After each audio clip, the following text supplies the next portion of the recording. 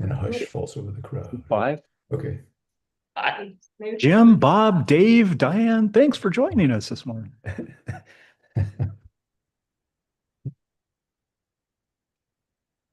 Lee, did you see the PDFs I sent you this morning? I saw the new agenda, but let's see. Did you send some more? Yep, the budget. Okay.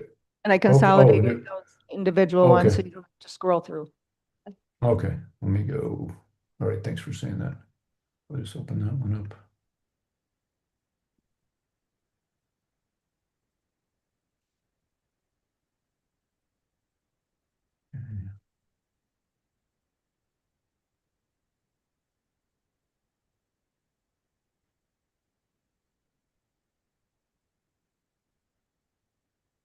All right. Good morning, everyone. It is 9 a.m. We will call the meeting of the Codington County Board of Commissioners to order. Today is Tuesday, August 4th. We will begin this morning with the Pledge of Allegiance. If I can have Commissioner Johnson lead us this morning. I pledge allegiance to the flag of the United States of America and to the republic which stands one nation under God, indivisible, with liberty and justice for all. We do have a full house this morning, so if you need to slide over in your pew, please make room for the person sitting next to you. Silence yourself. That was a joke, by the way. It's not that full. Please silence your cell phone so they do not disrupt the meeting. Call for public comment may be submitted in person or by telephone at 605-882-6248 or 605-882-6297. Any conflict of interest items to report this morning? No. Seeing none, we'll move on to item number 4, and that is action to approve the August 4th agenda. So move. Second it. Motion by McElhaney to accept, second by Schwer. Any discussion? All in favor say aye. Aye. Opposed? That motion carries. Item number 5 is action to approve the July 30th minutes. Move to approve. Second. Motion by Johnson, second by McElhaney. Discussion? Seeing none, all in favor say aye. Aye. Aye. Opposed? Motion carries. Moves us on to item number 6, and this is a tax deed property auction. Now is the time and the place for that, so we will do that. Brenda, you want to give us the description on that? Sure. The legal description is lots 26, 27, and 28 in Block 2 in the town of Beara, now known as Compesca, and the west half of the vacated alley lying easterly of said lots 26 through 28, and the south half of the vacated alley lying northerly of said lot 28, Codington County, South Dakota, according to the recorded plat thereof, record 1996. Thank you very much. And with that, the tax deed costs are $260. The total August balance on this property is $1,467.73. So that's where we will start the bidding this morning. We would ask that if you are the winning bidder, that you stop over and see Brenda following the meeting here this morning, and she'll help get you taken care of with the next steps on that. So we will start the bidding at that this morning, $1,467.73. Have one bid. Anybody else? Yeah, we got a bid back here. Ooh, what's up? Did you Yeah, that bid? yeah, we got it. We got it. Is there any higher bids for that property? $1,467.73. 5,000? Okay. Okay, we have a $5,000 bid on that. Any other bids? Any other bids? 5,000. What's your bid, ma'am?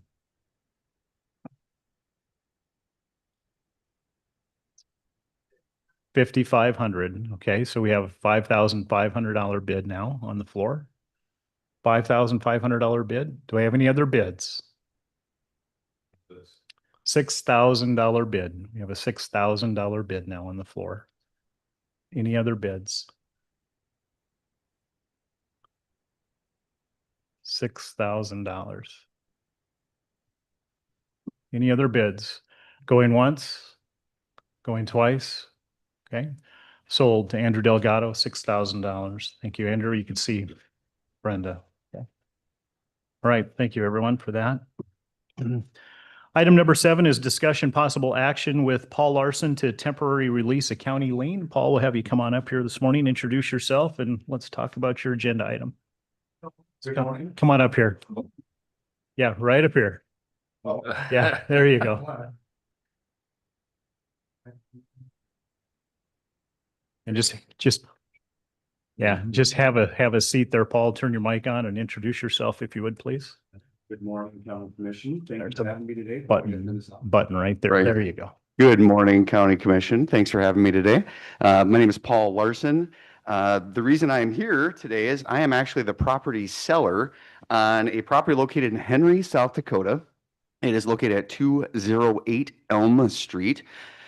This is a property that currently has a lien against it, and that is the nature of my business today. It's a county aid lien. And essentially what happened was with this property, it was sitting vacant for approximately 7 years, and I wasn't banking for 27 years, and now I fix and flip property. So this is one that had been sitting for a while. I put a pretty good investment into it to get it going and bring it back into the housing, and with the intent of having it be primary housing for this particular family. So this family that I'm working with is Melissa Gem, and Melissa has a county aid lien. And I don't know if you guys have, I have some We do. flyers to Do pass have out. that. You have all of that? Whatever that is, I don't. Okay, let me get you a copy of I'll get you a copy of the title report, at least the page that matters. There you are.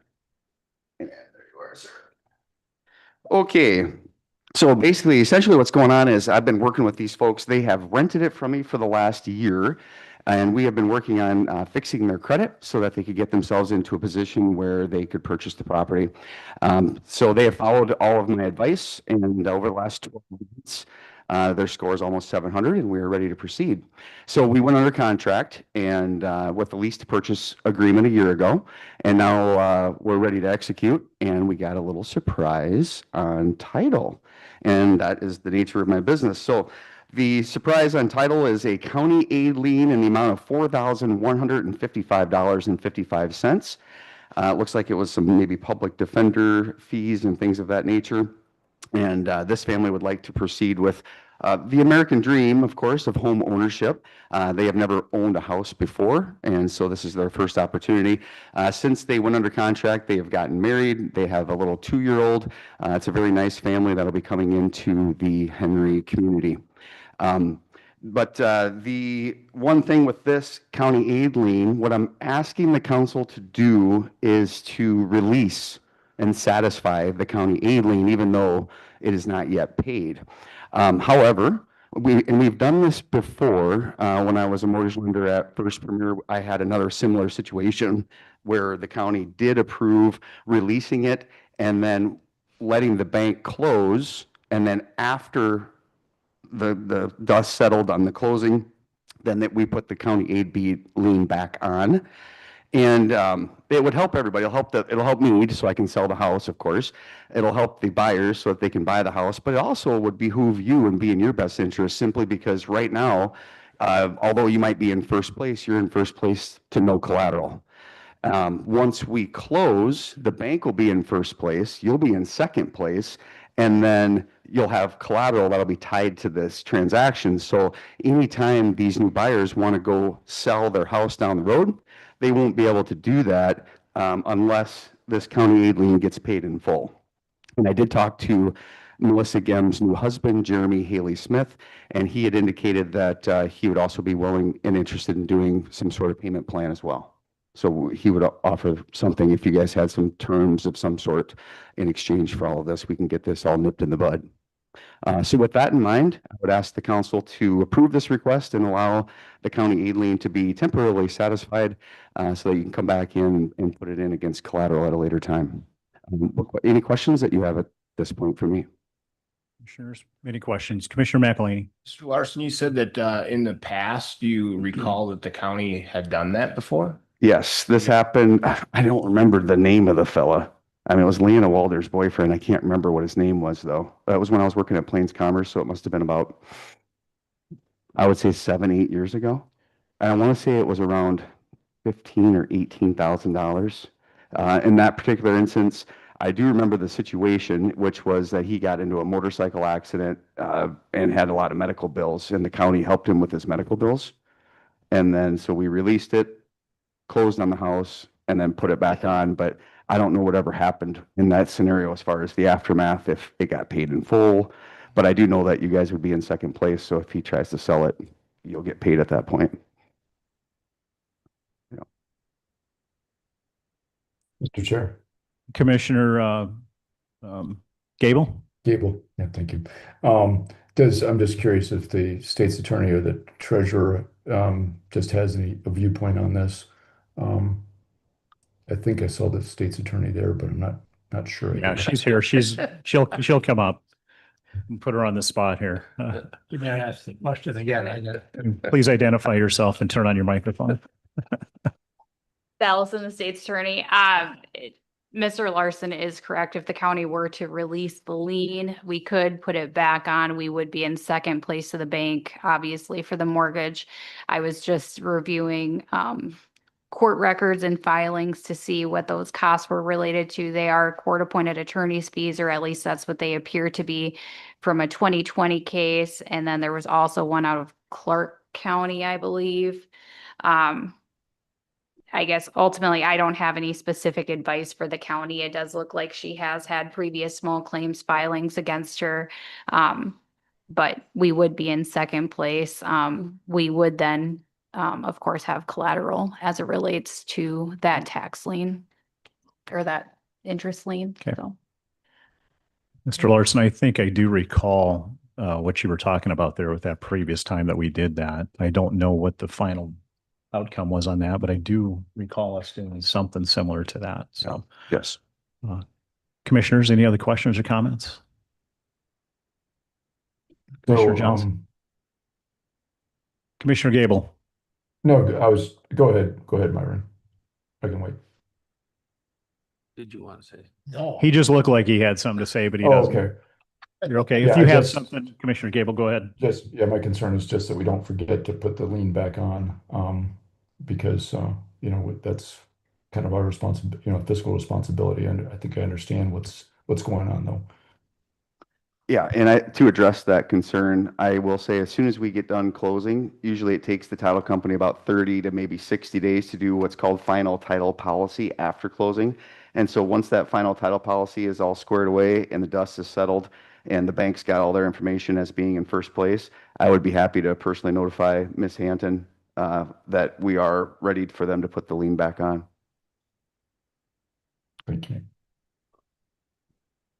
State's Attorney. Go. My other thought on it is that we enter into a contractual agreement wherein they agree that we would relinquish the lien for purposes of closing on the property, and then we would reestablish the lien upon closing of the property. Then we would at least have contract damages if something were to fall through, or if Mr. Larson didn't notify the county.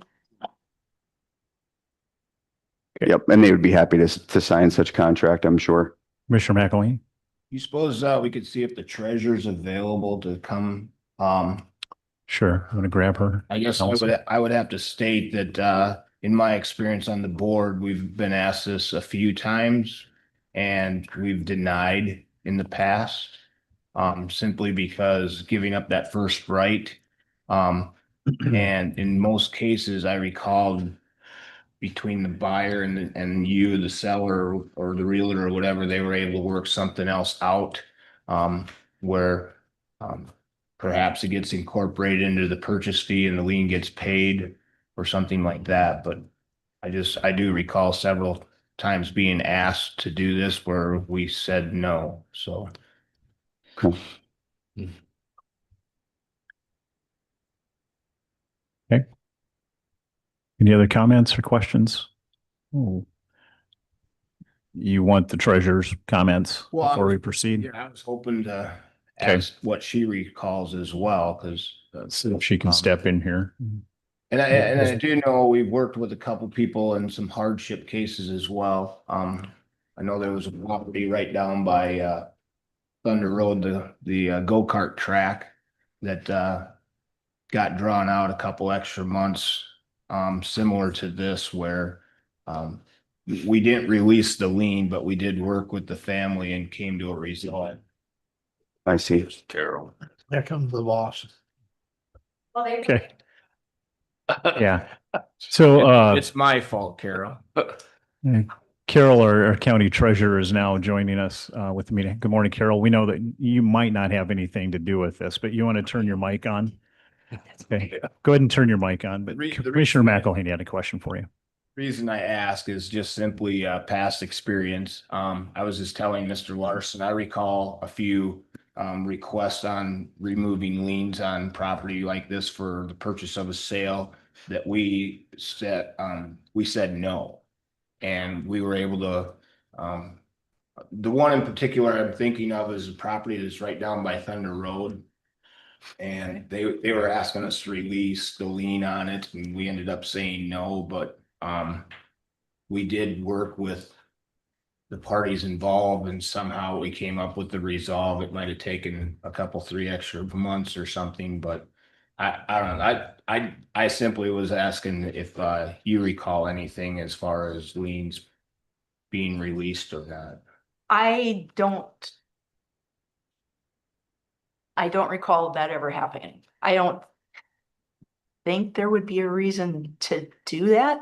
You're releasing, because the lien's against the person, it's gonna follow the person. Is that what you're saying? That's right. Yep, that's exactly right. So is? And then it follows the who kept property as soon as they, Buyer, or what's going the on? lien again is against the buyer. I'm the seller. Okay. And then, so we're not able to proceed with the purchase unless we get the lien resolved and satisfied. Okay. And so it does follow the buyer or the person, but as soon as they enter into any kind of real estate contract or become an owner of any kind of real estate, then that lien follows onto that real estate. And you know, and if you have said no in the past, you want to, and to be fair, you know, you want to say no again. We have also had a yes in the past too, so there is a precedent for yeses. I will say that we'll respect any boundary of no if you decide to not proceed with this, of course. However, I will also say though, to give it some consideration, because it's better to be in second place to $160,000 property than in first place to zero. If I may, I didn't understand that this was a lien on the person. I thought it was on the property that you're talking about in Henry. Right. Oh, no, it's on Melissa Gem as a person. Yep. There's nothing against the property. It's free and clear. And Mr. Larson had mentioned the gentleman that was involved in the motorcycle accident. If I recall, that was the same situation with him. It wasn't against the property; it was against the individual. So Yes. go ahead, And just to Commissioner. clarify, I do have a lien against the property, a loan against it. It's not completely free and clear, excuse me. Yeah, but Commissioner other than Gable. that, there's no other issues. Yeah, just so I like the state's attorney's suggestion to do this contractually, like she suggested. So with that, if we decide to do that, if we think we should do that, it might be better to drop the contract and then take action maybe next week on it. I'm not sure that, you know, to authorize the chair to sign it or whoever the appropriate county official will be to sign it. Just, it's kind of a question, kind of a suggestion. Sounds like a motion. Well, if we don't have a contract, we could just wait and we could just postpone it till next week. But if you need a motion, I guess I could say that I would I guess move to temporarily remove the lien, but and drop a contract to do that so we can have a contractual agreement. So I'm not sure you really need to move to do that, and then we just wait till we have the contract ready. That's our recommendation of our state's attorney here. Yeah. Well, Who would draw up the contract? I can draw it up. You can draw it up? So what I'm hearing is that you would like for a contract to be drafted, that this is a motion for the state's attorney to draft a contract and negotiate with Mr. Larson and the purchaser of the property, and then to reapproach the commission next week to deal with whether or not the commissioners are willing to enter into that contractual agreement. True?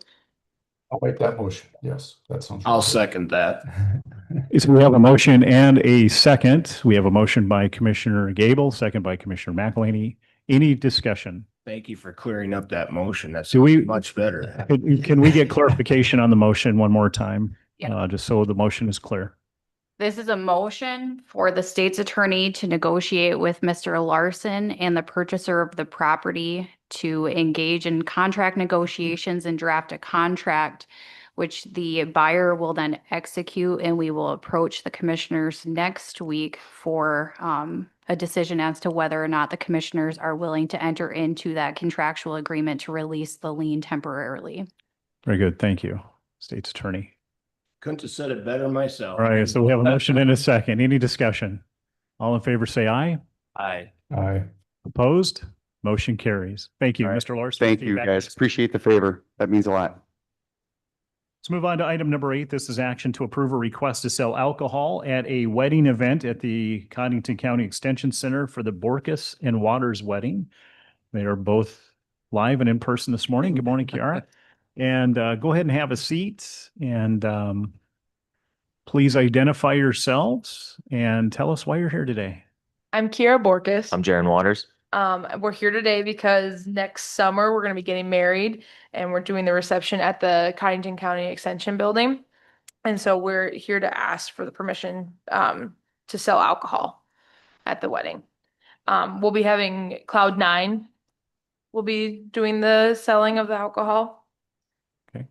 What is the date of that, one that's on June 17th or June 12th. June 12th? Yes. Okay. Cloud9 will be transferring their liquor license to the Extension Center. Motion to approve. Motion to approve by Second it. McElhaney, second by, Weird. I'm sorry, Randy. All right, any discussion? All in favor, say aye. Aye. Aye. Opposed? Motion carries. Thank you and Thank you. congratulations. Thank you. Yes, thank you. All right, let's move on to our monthly report. There's Jody. Come on up, Jody. It's our 4-H educator. And introduce your guest, please. Yes. All right, I brought a guest with me. He's going to be a 4-H graduating member. This is James Conkey. Morning, James. Nice to meet you. Achievement days are going today. We have I just left the companion animal show, followed by our poultry and rabbit shows this afternoon, and the animals will check in tonight. We have a large amount of animals. I spent a few days trying to where they're all going to be penned at. So a big thank you to all the volunteers and judges who helped make it a success, along with our 4-H supporters and sponsors. 4-H youth are beyond ready for their future. So the South Dakota State Fair is September 2nd through the 7th. All the results during the state fair will be found on extension.sdstate.edu under 4-H and State Fair. And I'm the co-chair of Special Foods and Fashion Review Youth and Action Committee. And just a good congratulations to all of our 4-H members. And then our new 4-H year begins on October 1st. And I brought James here because he is beyond ready for his future. So just tell him a little bit about your experience with 4-H, and it's on, I think. So throughout 4-H, I've done many different projects, but I would say one of the biggest things that's had an impact on me and made me beyond ready in my future was the public speaking project. And with that, just you get to have a different speech that you get to specialize in, memorize, and give at the county and state level. And that was huge in like the development of just self-confidence and being able to go and give speeches in different aspects, like even right here, just talking to you guys. I can tell you did very well. Yeah. And this Nice year he job. volunteered and helped with the dog program because he'd been in part of the dog Great. program for many years, and he just volunteered this year and helped our show volunteers. So that was Good. great. Good, thank you. Lucky, thank you for being here. Thank you guys. All right. Thank Thanks, you. Jody. Thank you. Move on to our Veteran Service Officer report. And this is Jay. Good morning, Jay. Morning, Jay. Good morning, Commissioners. So I'm Jay Roberts with the Veteran Service Office, and I'm here to give you our current status of our metrics over the last month. We currently have 127 open claims with 48 pending at the VA. 178 have been completed year to date. With Hamlin County, we have 20 open claims, 10 pending action from the VA, and 22 completed. We are currently working with 7 veterans from outside the county with 11 claims completed for veterans outside the county. Over the last month, we've increased veterans income by $11,081 for the month of July. And year to date, we've increased of $109,420. And then the retro amounts over the last month went up by $41,315. And on the year for retro payments, we have $588,988. We had 2 veterans take transportation for healthcare appointments down to Sioux Falls in July. And currently for August, we have 0 scheduled. So it seems like we're having less and less with our DAV vehicle. And I think that's due to us encouraging veterans to go to use the Veterans Transportation Service that the VA provides right here.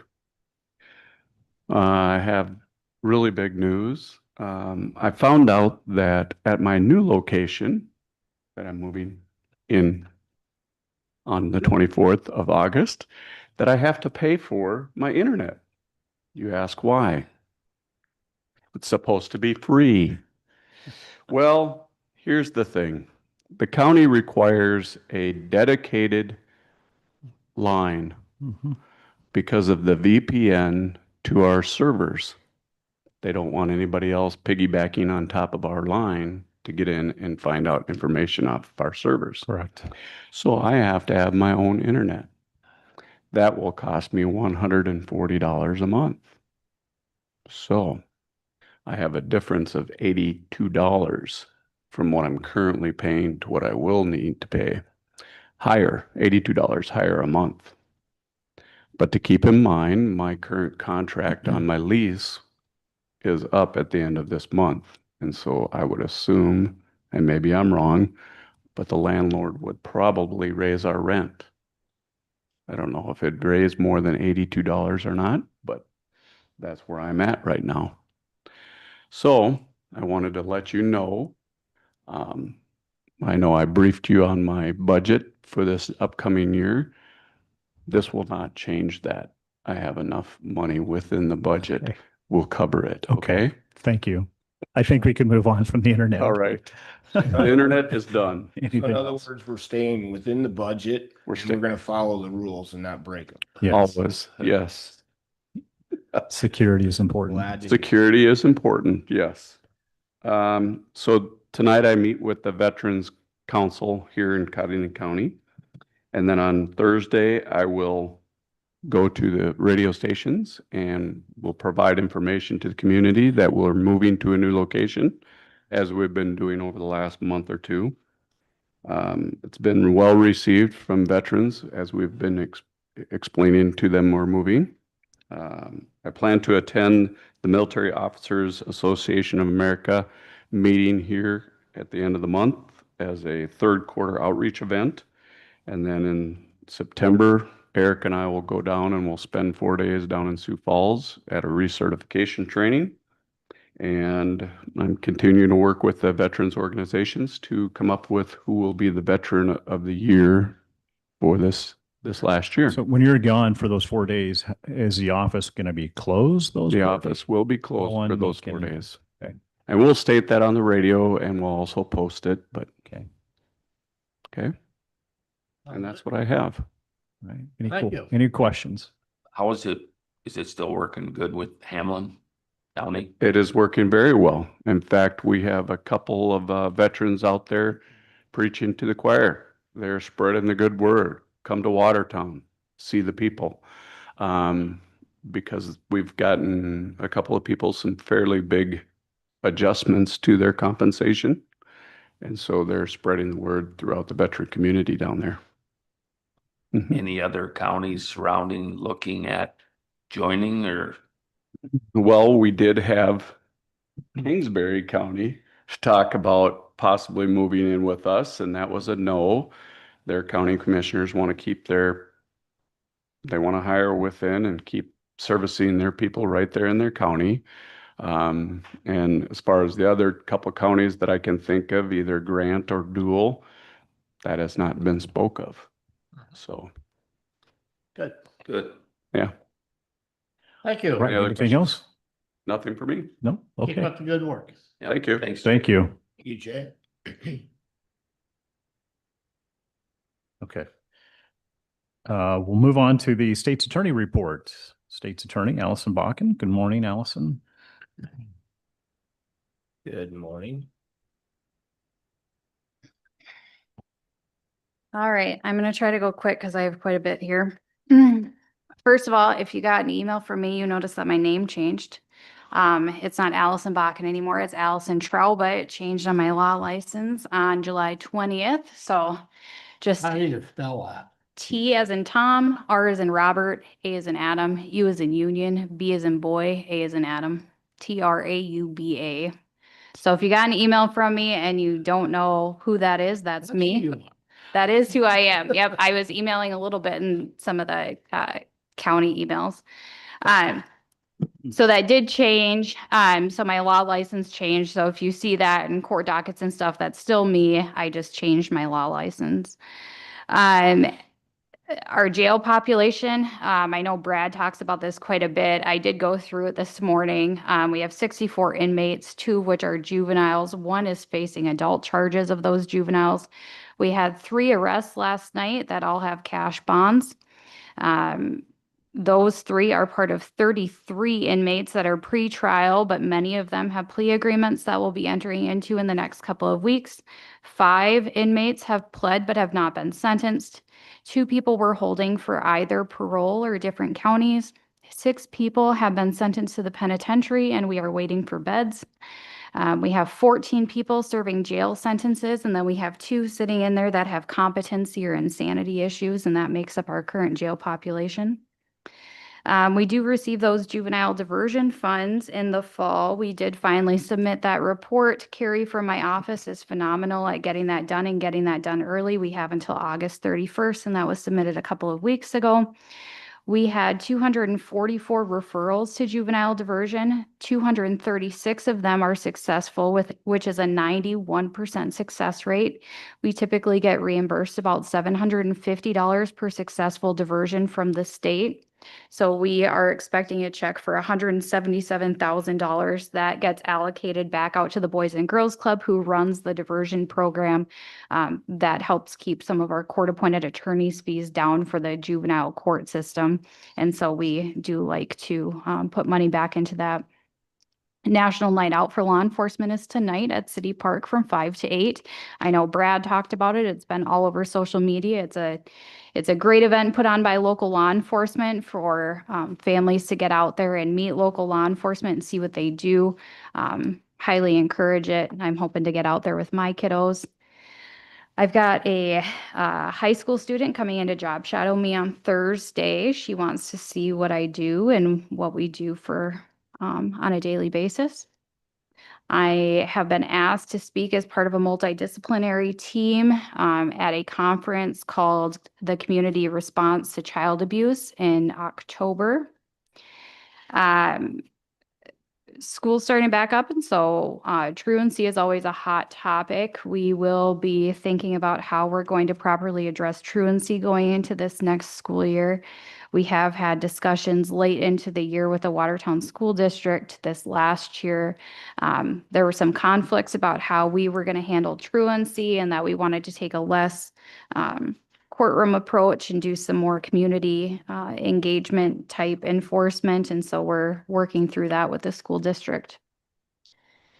We have had a lot of questions related to the referendum regarding the county sales tax. I just wanted to touch base on that because I know Brenda and I have both been asked about it. The county can't give legal advice as it relates to the laws about bringing a referendum. It's not that we're trying to hide the ball or that we don't want it on the ballot. We want the election process to work out the way it is. We just have ethical conflicts, so we can't provide legal advice. We'll provide you with the statutes, but otherwise you'll have to seek independent legal counsel for that. Let's see, we're working on some issues related to sexual assault exams. There was a law that went into effect on July 1st. It effectively has diminished Prairie Lakes' ability to conduct sexual assault exams.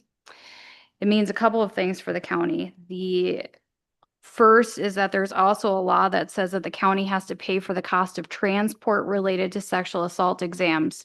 So effectively what happens now is if somebody goes to Prairie Lakes and they don't have somebody there that is certified under this new law to perform a sexual assault exam, they will likely receive an ambulance ride or a gas voucher to go to Sioux Falls for a sexual assault exam. What that means is if it's an ambulance ride, the county is going to pay the bill for that ambulance ride under this statute. We're working on ways to assist Prairie Lakes, now Sanford, in making sure that we are fully staffed to conduct those exams to limit the cost of the taxpayers. But it's a reality that I'm working with the sheriff's office, the police department, the Beacon Center, and the hospital to try to come up with a way to resolve these. So that's a big deal that we're working on right now. Mr. Chair. Just for clarification on that, it has to be a specifically trained nurse. Right. Correct. So to observe those tests when they're done. Right. So the way that the law reads, one, it builds in basically an assumption of liability on behalf of the care providing facility. So it says in the hospital's discretion, they have to determine that a doctor, nurse practitioner, certified sexual assay nurse examiner, or there's one other qualification, can perform these exams. What happens then is that plaintiff's attorneys, if something goes wrong at the hospital, plaintiff's attorneys' first line in their complaint against the hospital is the hospital in their discretion determined that X, Y, and Z was capable of performing these exams. So hospitals don't like to take on that assumption of liability. Their medical malpractice providers don't like them to take on that assumption of liability. And so it's just the way the statute is worded. It also limited it so that the regular ER staff who could previously kind of perform parts of these exams are no longer able to perform these exams. So, and I am far from the subject matter expert, but it is something that we are working on. I have been in contact with Matt Roby as it relates to this law. We may be the only community impacted by it, but it's something that we've been working on. It's something that I will meet with my law enforcement about again on Thursday. When does that go into effect? It went into effect July 1st. July 1st. So as of right now, Yeah, as of right now, we have, nobody.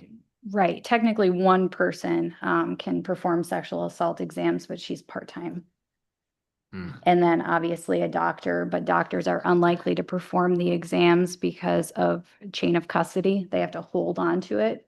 Sometimes those exams take up to 3 hours, and sometimes it takes our law enforcement officers 45 minutes to get clear from a call. So that doctor's holding that kit for 4 hours when they have dozens of other patients to be seen.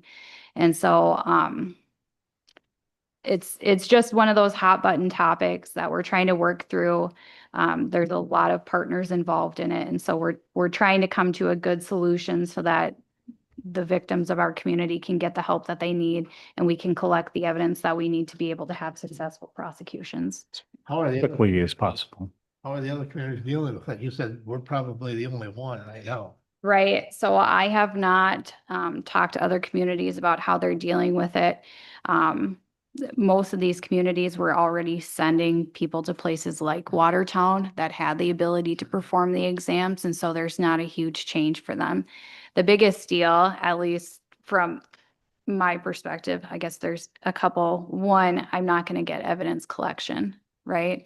Two, somebody that's now traumatized that was maybe questioning whether or not to report now may show up and be told you're going to have to sit in an ambulance. Oh, and by the way, when you get down there, we're not entirely sure how we're going to get you back. Yeah. It's a bad law. Right. And then 3, obviously, the county is going to get the bill. Right now, our sexual assault exams are about $1,200. The county already pays those. But now when we're paying for the cost of transportation, that's going to be another bump. And so those are things that I have to pay for. And so I'm cognizant of how that's going to play out. I'm not entirely sure, but we've been working on it for several weeks now. Like I said, we're meeting again about it on Thursday. We're looking for some additional funding to be able to fund another position at the hospital, but that's another discussion that we're going to have. Mr. Chair, just to, Commissioner Gable, go ahead. yeah, just a quick question. Whose budget, would this be your budget that it comes out of, or the sheriff's, or would it be like a separate thing, like court-appointed attorneys? As far as the transportation costs related to sexual assault exams, Yeah, Brenda, do you know where those come out when I pay them? They come out of my budget somewhere. I'm just not sure. oh, okay, that's What enough, yeah, line that- item? Yeah, okay, Yeah, usually Thanks. lab testing costs is what it's billed under, I think. okay, thank you. There's been some talk, and I know you had an individual here last week, talking about public defender fees, and so I did want to just touch base briefly on that. I have a very specific philosophy when I engage in plea negotiations, and that is that I need to figure out what the court's going to impose for a sentence, and then I work my deals around that. The unfortunate reality of our society is that crime rates are continuing to increase. There's a push from DOC, the Department of Corrections, on the unified judicial system. Don't send people to the penitentiary. We don't have beds for them. We don't have money for them. There's a push from law enforcement and state's attorneys, send people to the pen. They keep reoffending. They keep putting our people in danger. And so there's this constant fight and push between funding entities about what do we do with these people that are committing crimes in our communities. And so I have to be careful. One, because if we don't pay for a good defense on the front end, we pay for it on the back end. When we had contracts previously for public defender work, we continue to pay for those today. We have probably half a dozen habeas cases related to the work that was done during that time that I have to continue to defend. And so it's a very careful balance about trying to be tough on crime as well as being cognizant of taxpayer money. And so it's a very delicate balance, and I just want the community to understand that we are thinking about your tax dollars. As it comes out of the fund, it looks really icky, but every single dollar we're trying to make sure is used effectively. We're trying to make sure that we don't have to pay that a second time when it comes to fighting these habeas cases when we're sending people to the penitentiary. So it's a very difficult balance. It's a very difficult kind of philosophical and sociological experiment, but we're doing the best that we can. So that's what's going on with the increase in public defender costs. We're just seeing a rise in crime. I'm trying to be tough on crime.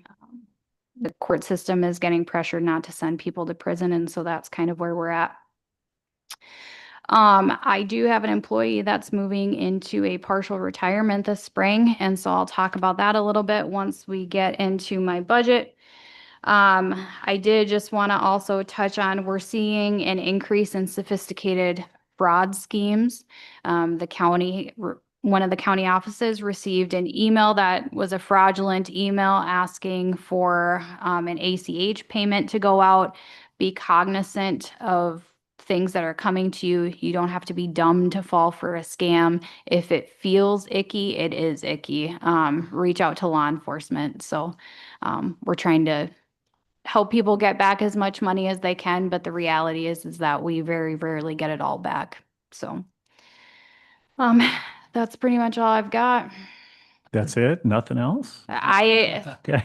I'm not sure if you noticed, I do a lot of things and I wear a lot of hats, so I try to cover it all, but Yeah. Well, we appreciate you being here. Thank you very much. Let's go on to your budget. Takes pretty Oh, full. Commissioner Gable, did you have something? No, I was just gonna say that was a really good breakdown of the jail population. I appreciate that. Appreciate that yeah, not a analysis. problem. Not a problem. I know when you look at it, it looks like the jail's really full, but the reality is that most of these people have cases that are already done. So we're just kind of serving jail sentences or waiting for pen beds. Just holding them. Yep. All right, let's move on to your budget.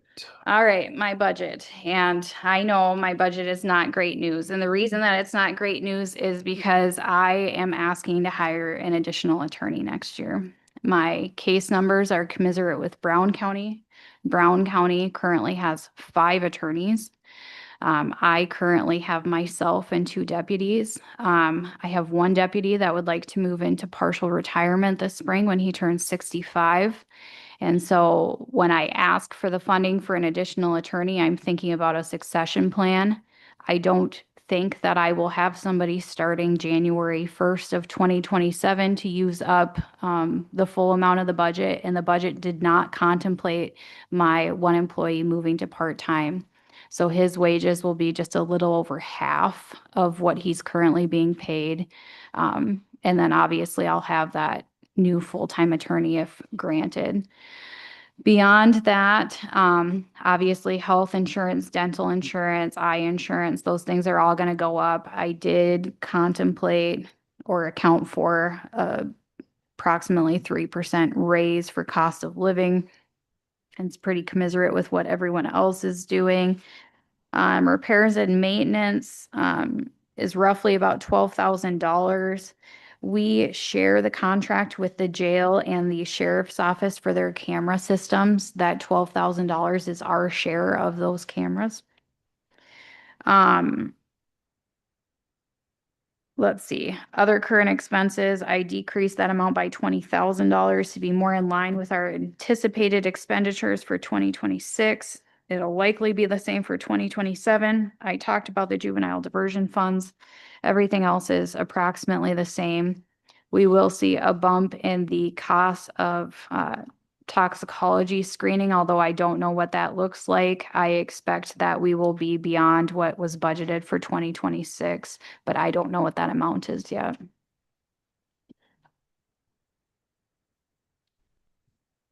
Okay. Other questions? Any questions? Commissioner Gable, do you have anything? No, thank you. Commissioner McElleen? So when you mentioned the juvenile diversion funds, that's something you get later on or? Yeah, so it's hard to anticipate when the budgets have to be drafted. So we will get the check for 177,000 approximately sometime this fall. The Boys and Girls Club will approach you and ask for those funds to be allocated. Basically, that line item in my budget is essentially just a pass-through. So I did list 0 because I didn't have any idea what the numbers were going to be at the time the budget was due. So I will receive approximately $177,000. I will then approach you and ask that it be handed to the Boys and Girls Club so that we can continue to receive those funds and decrease our court-appointed attorney's fees as it relates to juvenile crime. Okay. So, Mr. Chair, just real quick. So, Commissioner Gable. yeah, just so those funds cover basically the JDAI and diversion programs at the Boys and Girls Club. So like Lewis Canfield's position, for example. Yep, and we actually have 2 positions over there. We have 2 individuals that are operating, so it covers 2 individuals' salaries and then whatever else they need related to that. Other questions? No other questions? Thank you very much. Allison. Thank you. No, thank you. All right, the coroner is on your agenda. However, I was just informed that he is not able to attend this morning, so we will move his report to next week. Review of 2027 budget requests, Brenda? Right. So this week we will go over the nonprofits and then our mandated. So the mandated are stapled together. So if you want to start with those are some that county just needs to pay those. The first one remain the same, domestic abuse, that is the fees that we pay to the Beacon Center. Left that amount the same. Catastrophic legal, that's for that pool that the county is in with the state, left that at 70 as well. Unemployment, I left that alone. Mentally ill, those fees, I left that the same as it was last year. Developed, disabled, and Custer, I lowered that because there's only 3 individuals at this point. So I did lower that. Board of Mental Illness, I did lower that, just kind of tracking what we have this year. So predatory animal, I left that the same. Collection agency, I left that the same. Waterfowl production, I did lower that, kind of tracking what we paid the last few years. I bumped that down a little bit. Flood monitoring, left that the same. And then the wheel tax, I bumped that up a little bit. The way we're tracking, we might be just a little short in that. That was just, so I put that one up just slightly, just for next year. And then we can move on to your nonprofits that have submitted so far. So the mental health center, that is a human service agency. That one is a 1.5% increase from last year. And the Boys and Girls Club, that one is. Commissioners, is she moving too fast? Are you able to find this stuff in your Sorry. packet? Yeah. Because So I'm struggling. your next one is all of these that I tried to alter them back and forth so that you Okay, can. continue. Go ahead. Okay, so Boys and Girls Club, theirs is a slight increase, 3% over 2026. Right, and then the next one is Memorial Day supplies. That remains the same as last year. Yeah. Several of those historical sites. So the first one is the Millette House at, that remains the same. And then the second one is the Codington County Historical Society. That amount is the same as well as last year. Economic development remains the same. Let's focus Watertown. Tourism remains the same as last year. The Humane Society also is requesting the same amount this year. Zoological Society is requesting the same amount as last year. ICAP is a slight increase, and she has those amounts listed for you on some. She had a percent, but then they have what services they provide for the county. So it was a slight increase from last year. What was the reason for that increase? I They can't- just do that every year according to the support costs. So that is for that individual who we support that is in their office here in Watertown. So it's basically more so about that, a slight increase for that individual's wages. And the other one then, the general domestic abuse, that is the Beacon Center. They're requesting the same amount as last year. Didn't you have them earlier? No, that was a different one. So that's, No. we also pay off the marriage and divorce fees. We pay quarterly amount into. So there are two different ones. That was One is their own 12,000. support, and then the other one comes from those fees that we collect quarterly. And then Watertown Cares, they're asking for the same amount as last year as well. So a few changes, but nothing too drastic in the nonprofits. Any questions?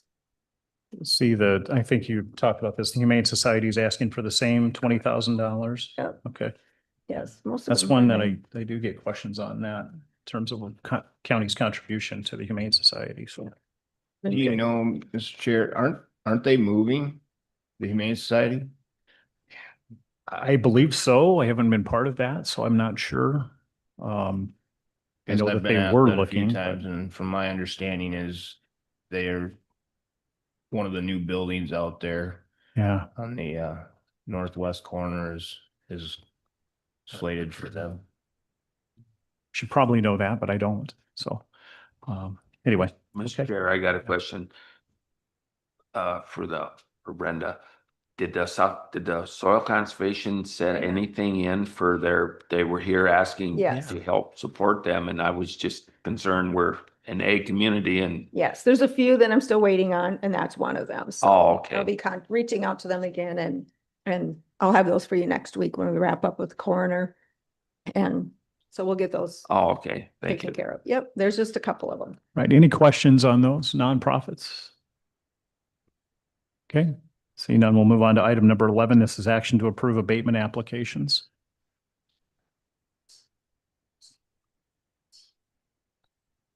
We're along. 11, 12, 13, 14, and 15. That brings us down to 16. This is public notices where a possible quorum of commissioners could be in attendance at. Well, tomorrow night is the 4-H barbecue. There could be a few of us there. And I guess today and tomorrow, there's 4-H activities going on, and I suppose it's possible. I will be there, I think, a few of the times. I don't know what time and when, it's come and go. Okay, sounds Tonight, good. there's the National Night Out, which is at City Park. Yeah, and I'd like to just, once again, I know Allison talked about this, but just invite everyone to come on out to National Night Out. It's a good event. Bring the kids, bring the family, bring the chairs, listen to the music, eat the food, and really just enjoy sitting next to the lake and enjoying your time outside. It's going to be a beautiful night.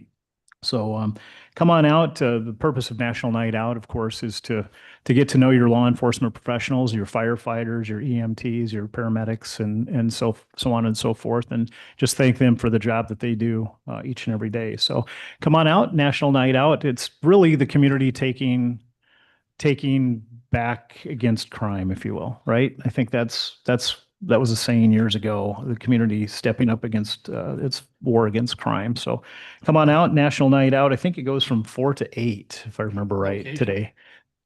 Is it 5 to 8? City Park at Lake Compesca. So come on out. All right. Move